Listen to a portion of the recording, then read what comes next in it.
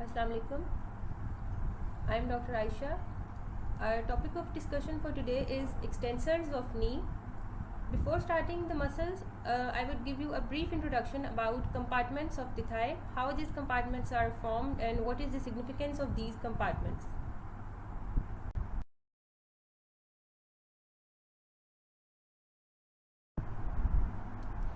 This is an image showing transverse section of thigh. The outermost layer in this image is skin of thigh. This black color is showing skin of thigh. Underneath the skin is superficial fascia. This green line is indicating the superficial fascia. Deep to the superficial fascia is the deep fascia of thigh, which is also known as fascia lata. From the deeper aspect of this deep fascia, 3 intermuscular septa arise and runs deep into the thigh and become attached to the linea aspera of the femur. This is the transverse section of femur. These are the 3 intermuscular septa which runs deep into the thigh and are attached to the linea aspera of the femur. In this way, thigh is divided into 3 compartments: anterior compartment, medial compartment, and posterior compartment.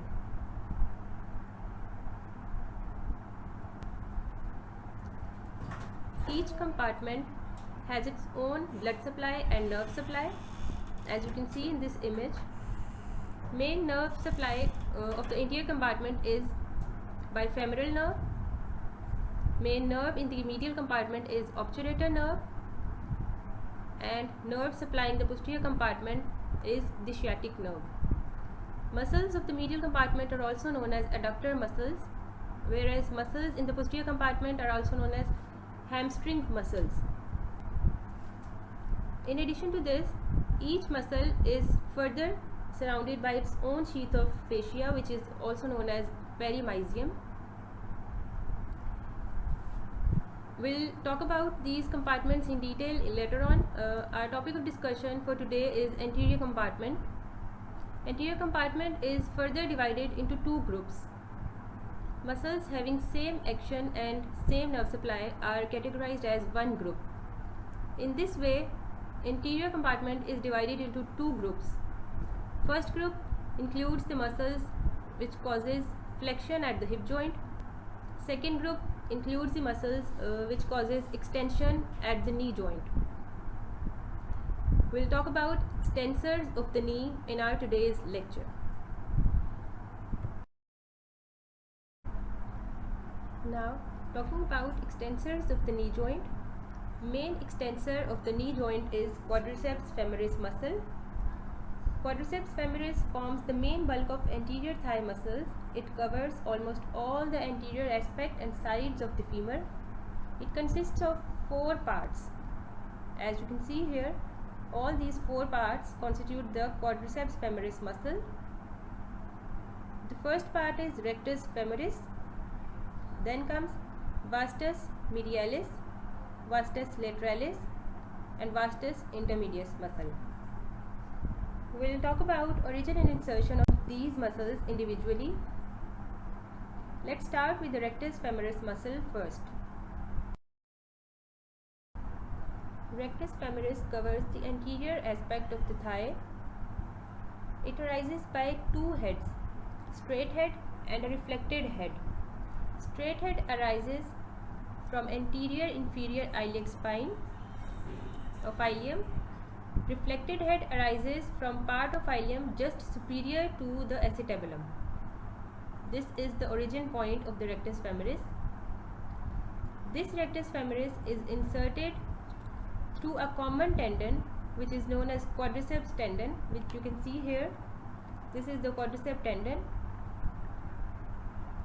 Rectus femoris is inserted through this common tendon into the base of patella. This is the patellar bone. Patella is basically a large sesamoid bone which forms the prominence of the knee. It is also known as knee cap. So this tendon is inserted into the base of the patella. Quadriceps muscles are also indirectly attached to the tibia through patellar ligament. This is the patellar ligament. We'll talk about quadriceps tendon and patellar ligament in detail.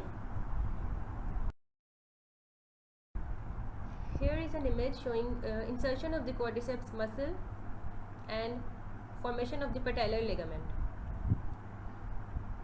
The tendons of all the four parts of quadriceps muscle unite in the distal portion of the thigh to form a tendon which is known as quadriceps tendon. This is the quadriceps tendon. This is inserted into the base of patella. This is patella bone. This is base of patella. This is apex of patella. Quadriceps tendon is inserted into the base of patella. Continuation of this tendon further forms a ligament which is known as patellar ligament. This ligament is inserted into the tibial tuberosity. This is the tibial tuberosity. Tibia is medial bone of the leg. It is this ligament in which the largest sesamoid bone in the body, which is patella, is embedded. This is how the quadriceps muscle get inserted into the patella and indirectly into the tibial bone. Then comes the vasti muscles. The first one is vastus medialis muscle, which is also known as vastus medius muscle. Its fibers arise from the intertrochanteric line of femur, medial lip of linea aspera of femur. It then comes downwards, covers the medial side of the thigh. It is inserted through a common quadriceps tendon into the base of patella, as I have told you already. Then comes vastus intermedius muscle. This muscle lies deep to the rectus femoris muscle between vastus medialis and vastus lateralis muscle. It arises from anterior and lateral surfaces of the femoral shaft. It is also inserted through quadriceps tendon into the base of patella. The fourth one is vastus lateralis muscle.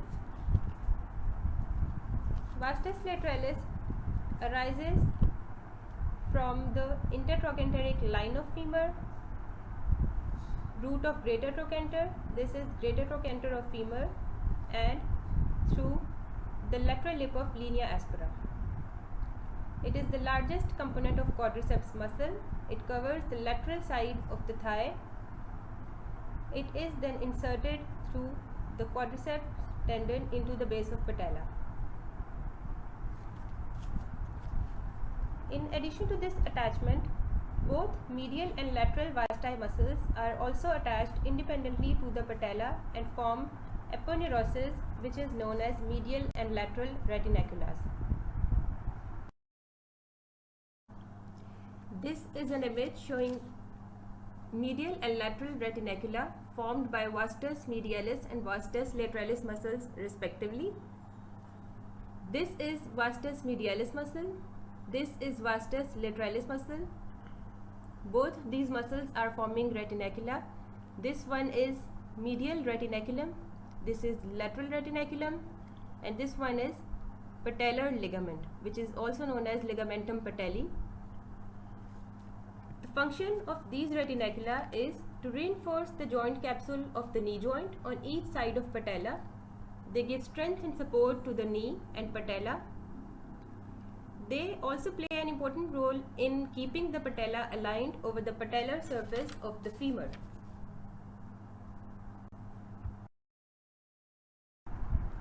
Talking about the nerve supply of quadriceps femoris muscle, it is supplied by branches from posterior division of the femoral nerve.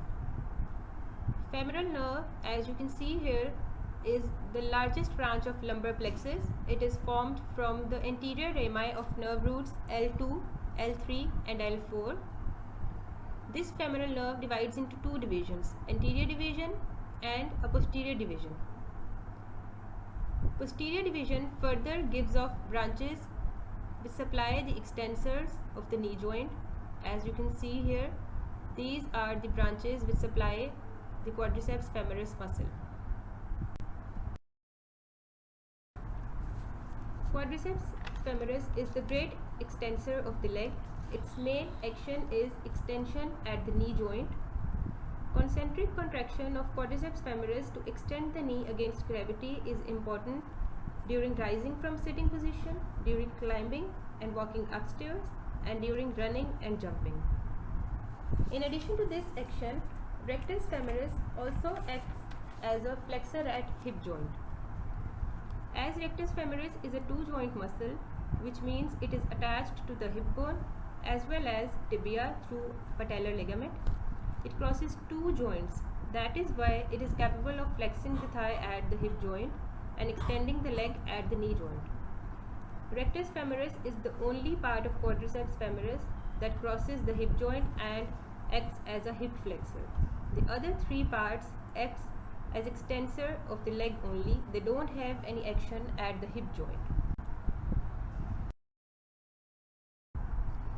Testing of quadriceps femoris muscle is performed when the person is in the supine position or the person is sitting with the knee partly flexed. He is then asked to extend the knee against resistance. The examiner can feel the contraction of rectus femoris muscle if the muscle is acting normally, indicating that its nerve supply is intact. Here is an image showing testing of quadriceps femoris muscle.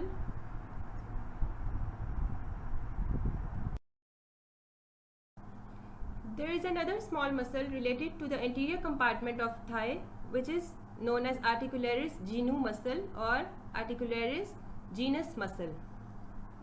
This is articularis genu muscle. This is a side view of the knee joint. This is posterior side of the knee. This is anterior side of the knee. This is patella. This is the articularis genu muscle.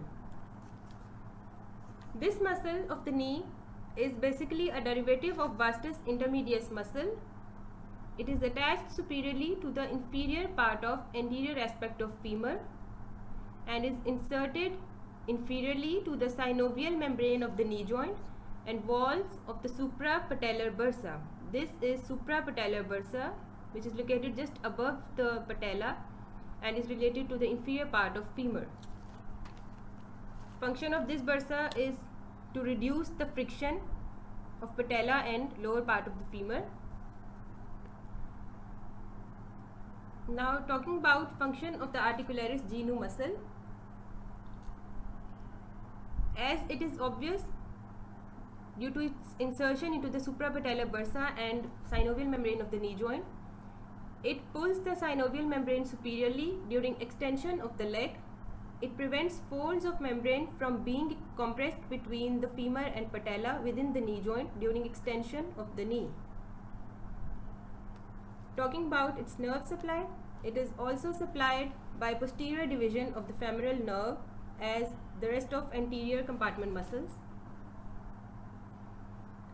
That's all about anterior compartment of the thigh. Now let's talk about paralysis of the quadriceps femoris muscle. A person with paralyzed quadriceps muscle cannot extend the leg against resistance, as quadriceps femoris is the main extensor of the leg.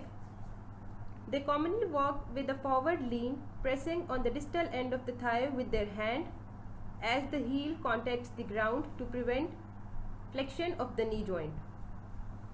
In addition to this, weakness of vastus medialis and vastus lateralis muscle, which could result from arthritis or trauma to the knee joint, can result in abnormal patellar movement and loss of joint stability.